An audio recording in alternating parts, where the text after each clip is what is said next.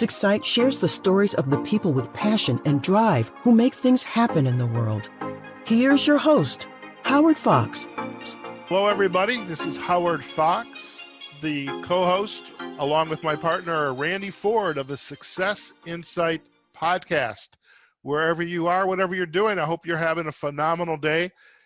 I'm very excited today to introduce you to a gentleman.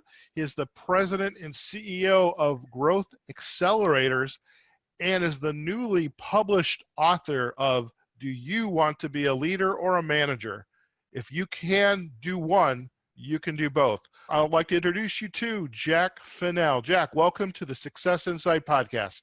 Thank you, Howard. Pleased to be here. So, Jack, as I was doing the research for the show today, and I was looking at your experience, I mean, you have been involved in a part of both a manager and leading some major logos. And so I think it's safe to say you've been around the block a few times when it comes to leading and managing. Yes, I have. And I've learned a lot over the years of what works and what doesn't in the real world. And so I'm curious, you've written this new book, Do You Want to Be a Leader or a Manager? If you can do one, you can do both. What was the impetus around producing this book? After college and a couple of years, 3 years in the U.S. Navy, I had a successful career at Xerox for 13 years. When I was at Xerox, I was the #1 branch manager out of 86 in the U.S. twice, once in Alaska with 110 full-time employees, sales, service, and finance, and then once in LA South with 330. And trust me, I am not the smartest manager on the planet and not the most inspirational leaders, but one of the most inspirational leaders. But I had to ask myself, something's going on for this to have happened twice. And then I realized what it was, Howard. All along, I've been identifying, cataloging, and mastering certain activities, techniques, and behaviors that work in the real world to do two things. One, spike the numbers. Number two, curtail employee turnover. And I've been passing these on to the folks who report to me over the years. And after I retired the second time, I started doing a pro bono management consultancy for existing managers and for management candidates in any industry, any discipline, passing these tidbits on. I mean, nobody ever charged me for it. They didn't charge me for it in the Navy. I might have been having my ass shot a couple of times on the rivers, but at least they were paying me. Same with Xerox. Started a couple of companies on my own. They turned out very well. My partner and I built them up, building a publicly traded corporation. So I just feel an obligation to pass this stuff on. About 30% of what's in my course and what's in the book came out of my head, and easily 70% came from other men and women with whom I've worked over the years. But I have field tested all of it, and I have stories to show why these techniques and behaviors work. And what's kind of cool about it, you can't tell yourself that, gee, I may be a natural leader, but I don't know if I'll ever be any good at management, or vice versa. Hey, I'm really good at management. I'm organized, good attention to detail, always on time, but I'm not going to be 6'4" and a rock guitarist.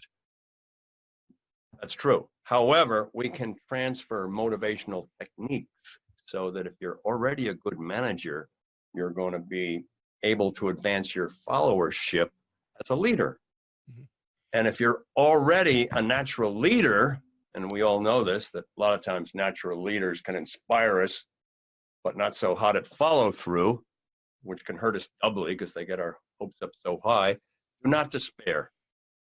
There are techniques, there are forms, there are administrative structures I can give you, organizational tips. Again, I didn't invent all these, believe me, that work. And I've tested these things, and that's what I'm anxious to pass on. And that's what the book does in very simple fashion.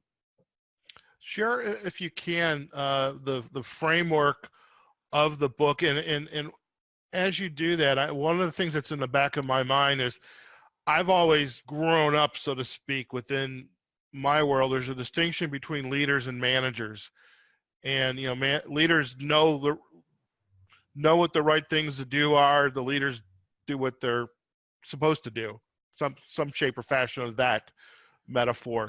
But if what you're saying is they can kind of play, a good leader can be also managed, and a good manager can also learn to lead. Yeah. And so in the book, the framework, what are some of the major talking points that really the reader of the book that you really want them to get out of this? I want somebody who is naturally good at management and feels kind of nerdy and is not willing to believe in his leadership ability. I want to give him certain activities and techniques that he can master. For example, I want to teach him how to do an effective team meeting, the weekly team meeting that he does with his 8 to 12 employees that he or she does once a week. I want it to be more useful to the participants, and I want it to be more exciting. So, for example, I will ask, how do you open and close in showbiz? If you're going to a Rolling Stones concert, they're not going to open up with Angie, right? Kind of a cool song. No, they're going to open up with Satisfaction or something we've all heard of that gets us on our feet. Get them all riled up. You got it. And that's how they're going to end as well. Now, the best way in any business meeting is to open and close with recognition. Everybody likes recognition, not just the woman or the man being recognized, but we all do, okay? Mm-hmm. And absolutely, you close with recognition.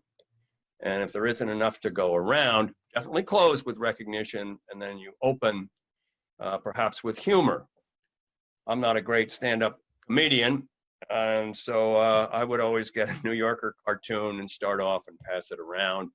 And even when they sucked, people would laugh at how terrible they were, but it got us off, it loosened them up. And then you always have an agenda so the people feel confident that the meeting will be over at some point, and they get a chance to know, the attendees, whether their topic of interest at the moment is going to be covered. And they might ask the boss, they say, hey, Howard, are you going to be covering this? And then Howard can say, yeah, Jack, that's going to be in there. Or no, Jack, but hey, why don't you and I meet afterwards? All right, so Jack is satisfied, the meeting proceeds.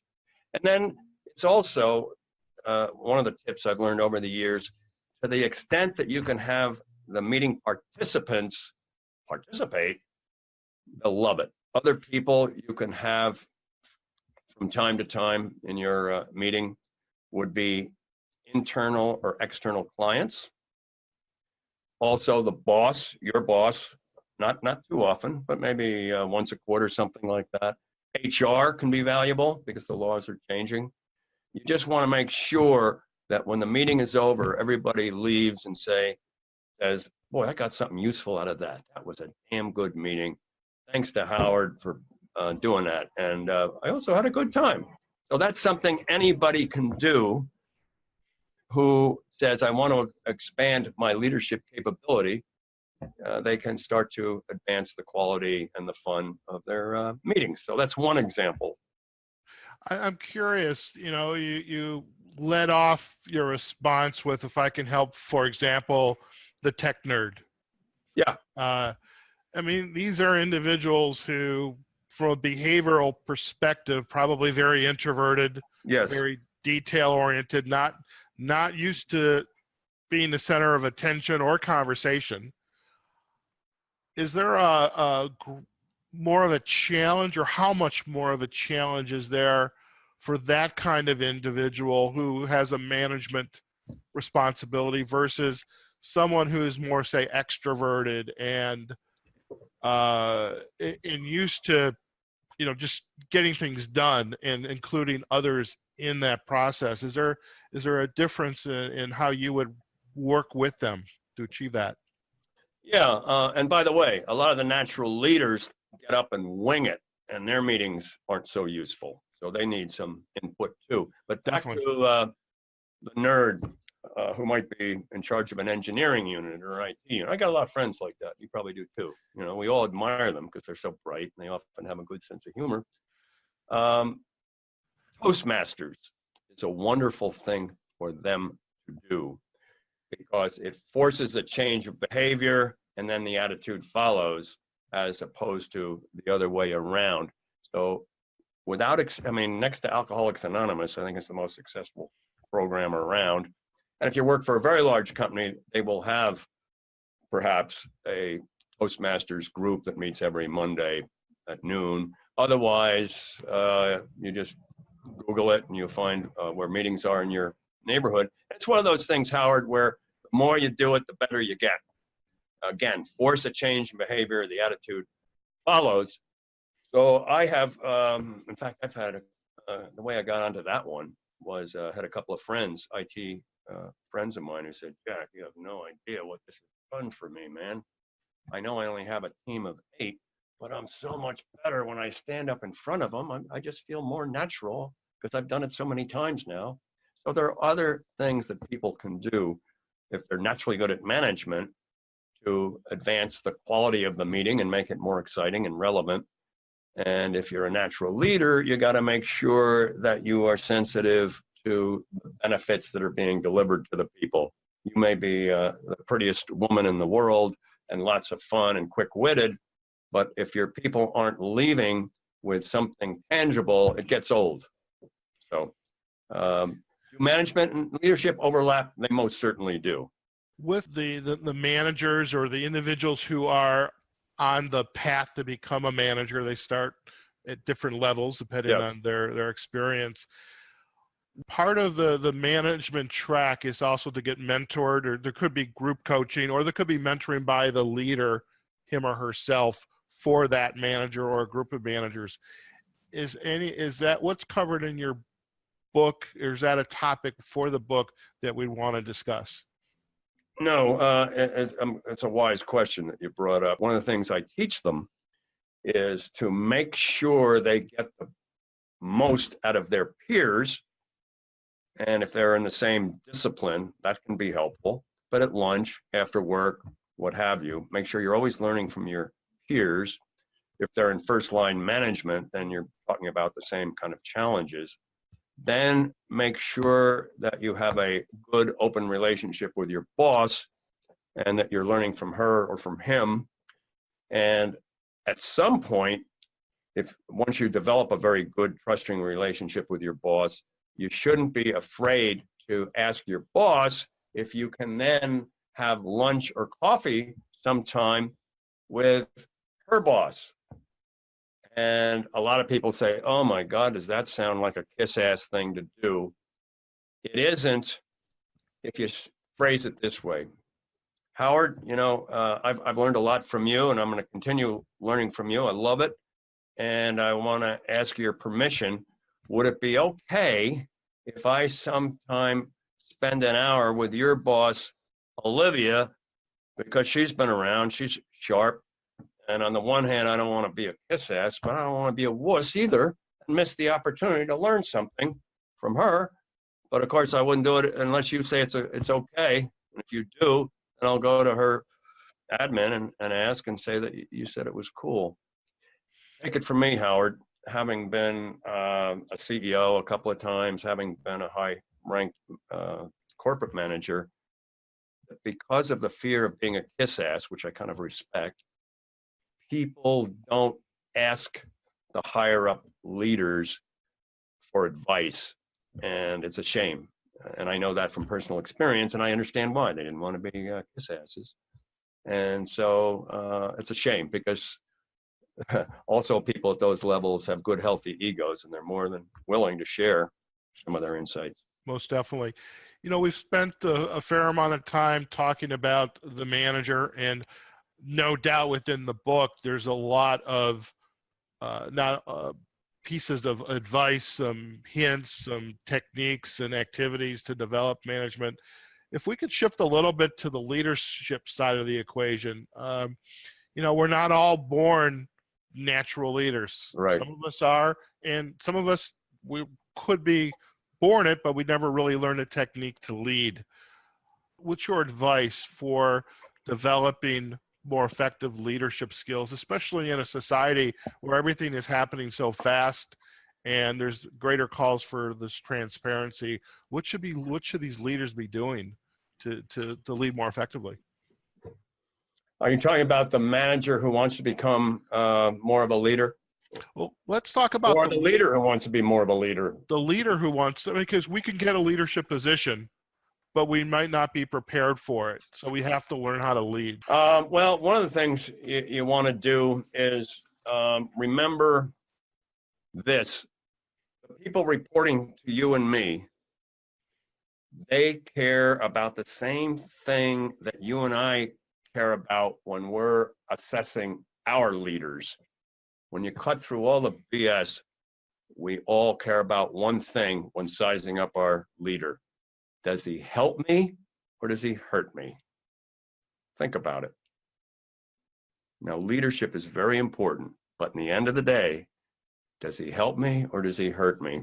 And so we have to keep thinking about what are we doing, especially after we've hired brilliant people, what are we doing to lead them to their optimum performance? And if we've hired extremely self-motivated people, which is very important to do, then our job as leaders is to clear out the obstacles, clear out any demotivating factors.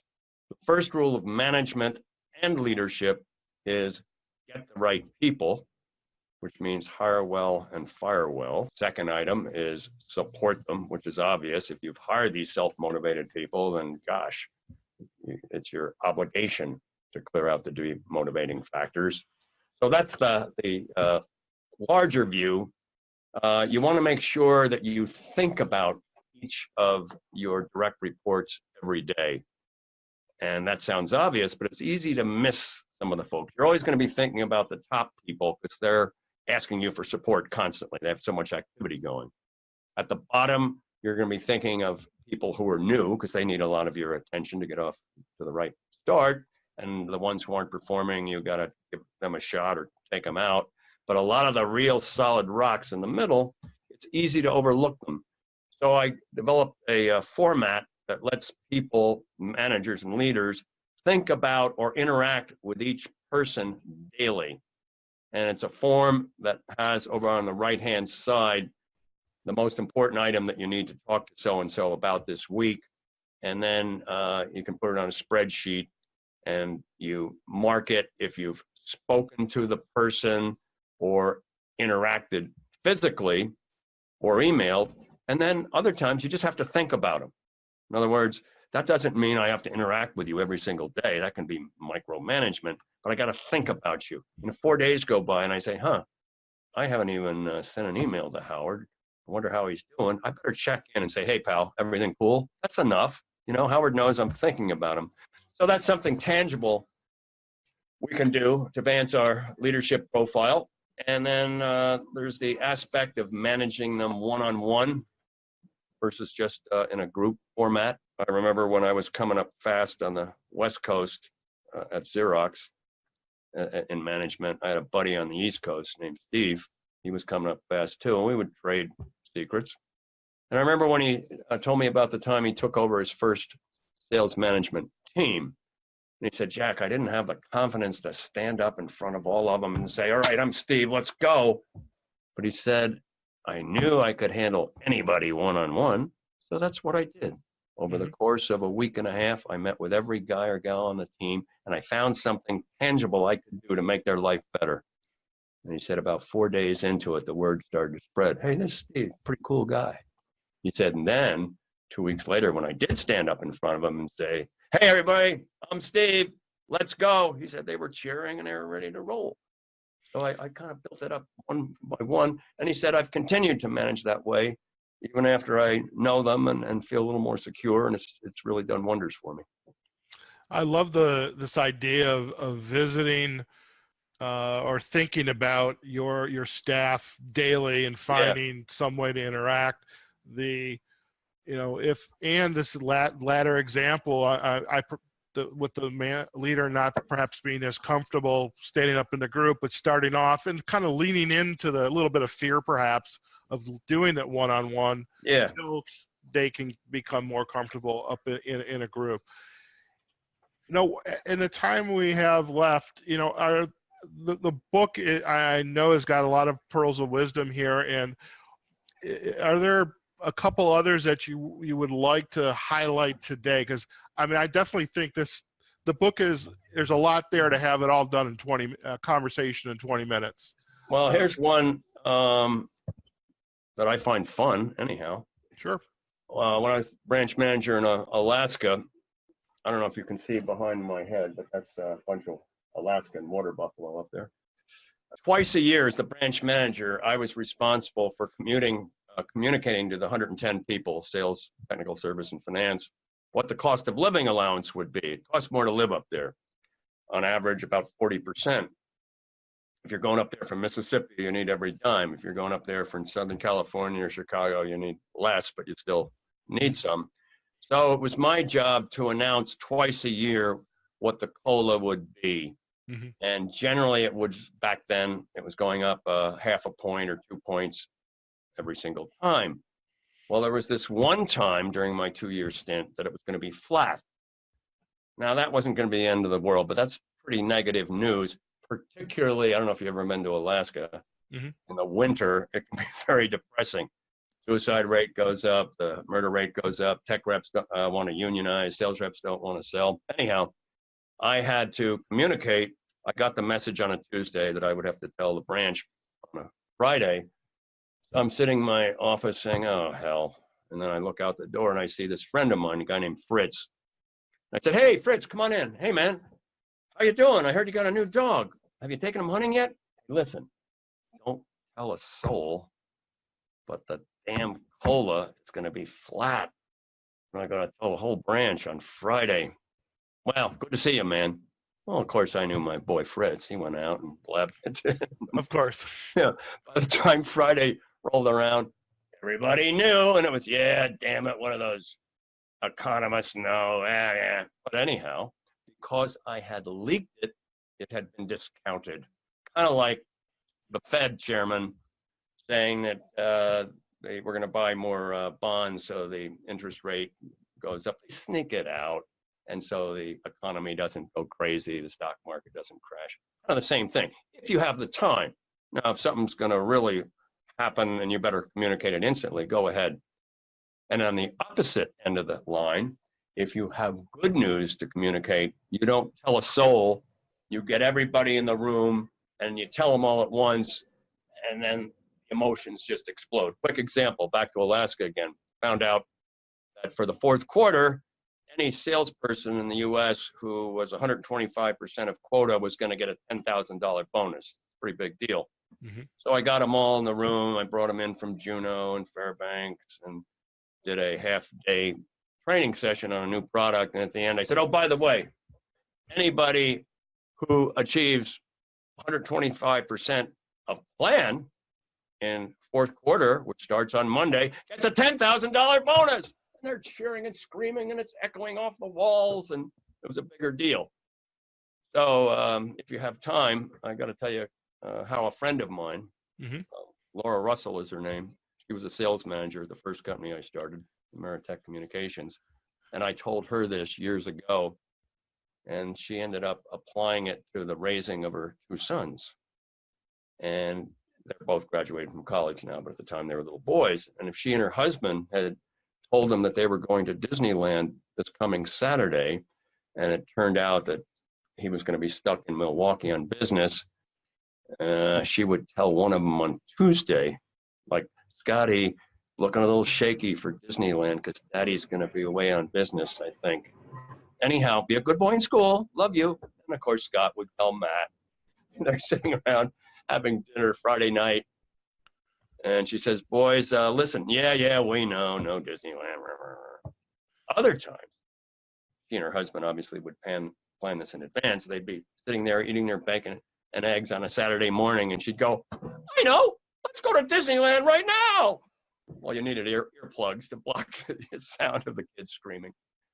So there are a lot of personal stories about how leadership and management and communication skills can come together.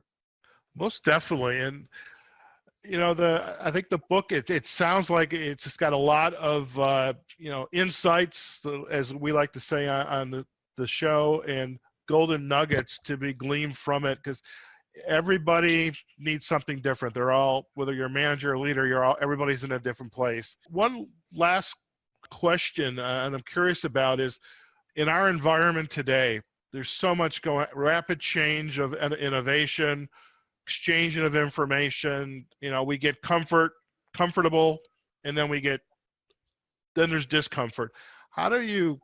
What is one technique that if you, given your years of experience, you would look back and tell a new manager, a new leader, that they can use to essentially stay centered? Really, things change, but you've got to keep your eye on the ball, take care of your team, stay centered. What type of technique or pearl of wisdom would you provide to those individuals?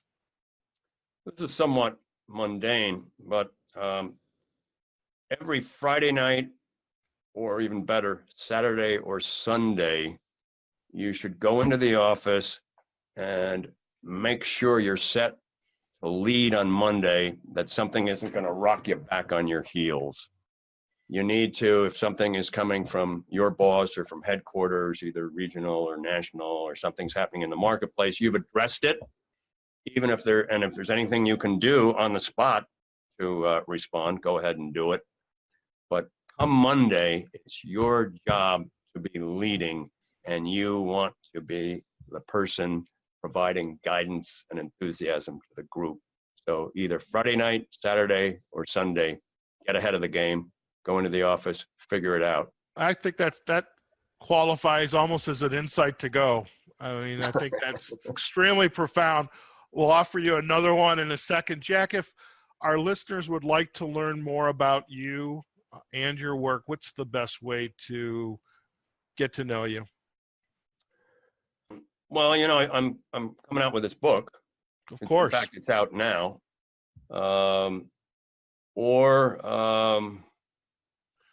What I do here in Southern California is I do pro bono leadership and management development work. I'll meet with somebody for 90 minutes once a week, generally 4 to 6 sessions. They have a couple of submissions, including a 1 or 2 page business plan focused on a single objective.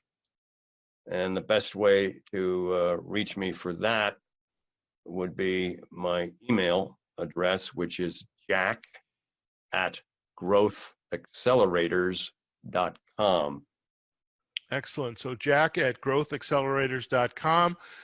We're also going to provide a link in the transcript to Amazon, where your book is located. And so very excited. Congratulations. I imagine authoring a book is like I equate it to having a baby. I don't know what you equated it to. It's like, that's a good insight, because I did it so that my daughter and my 2 grandchildren will remember me. So that's like having a baby. You're right. Well, that's the perfect legacy. I mean, it's no small feat, and certainly congratulations. And in this day and age, we need wisdom from folks who have been there and done it, led, managed, and created, and you've done that all. So folks, go out to Amazon. We'll put the link on the transcript by Jack Finnell. Do you want to be a leader or a manager? If you can do one, you can do both. Jack, thank you for spending time with us on the SuccessInSight Podcast. I will ask one last time, just in case, is there any other pearl of wisdom or insight to go you'd like to leave our listeners with? Yes, I would recommend a book that was written a few years back that's been my most useful business book, and it's called Analyzing Performance Problems. And the 2 authors, their last names are Mager, M-A-G-E-R, and Pipe, as in smoking a pipe. And what it does is it helps you decide whether you should fire somebody or not. sometimes it's obvious. I'm not talking about sexual harassment or embezzlement. I'm talking about this isn't the right fit, and it's about time everybody admitted it and got rid of so-and-so. But you want to make sure that you're not acting emotionally, and you want to be able to justify it to HR and to your boss. What this book provides is a series of decision trees that makes it very logical and honorable. My favorite question is, would he do it if his life depended on it? Right. If the answer is, well, no, then find him another job in your company or put him on the street. You know, and that there are other questions too. And it's not a very long book, but a lot of HR pros have heard of it too. It's really a fine book. It's good for you, the manager, and it lets you cover yourself honorably if that's the decision that needs to be made. And remember that if you've got a lot of hot shots on your team, those men and women don't like working with people who aren't into it and doing their best. You owe it to them, honor them by having successful, hardworking teammates at their side. Most definitely. And thank you for that, folks. Analyzing Performance Problems by Mager and Pipe. Jack, hang on for just a second while we sign off. There you have it, folks. Jack Finnell, CEO at Growth Accelerators. For my co-host, Randy Ford, this is Howard Fox on the SuccessInsight Podcast. Remember, wherever you are, whatever you're doing, go out there and have a phenomenal day. We'll see you next time. SuccessInsight is a production of Fox Coaching and First Story Strategies. Find us online, SuccessInsightPodcast.com.